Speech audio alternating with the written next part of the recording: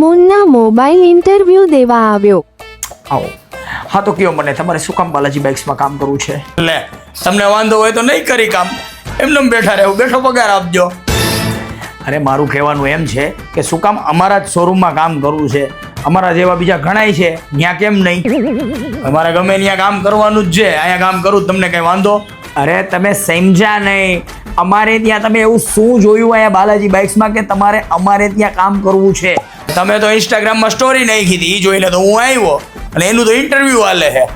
સારું, હવે મને તમે એ કહો કે તમે અમને કામ સિવાય બીજું શું આપી શકો? એ ભાઈ હું એવો નથી હો, હું કામ સિવાય કઈ બીજું નહીં આપી શકું. અરે ગધેડા, એમ કહું કે રેગ્યુલર કામ સિવાય તું અમને શું આપી શક આ અમારી કંપનીને ગ્રો કરવામાં? એ ભાઈ હું મગજનું નહીં કરો હો, ગ્રો મારે કરવાનો એટલે તું અહીં ગુડાણો. જો હું કંપની ગ્રો કરાવી શકતો હોત તમારી ખુદની કંપની નાખી ને તમારી સામે ન બેઠો હોત.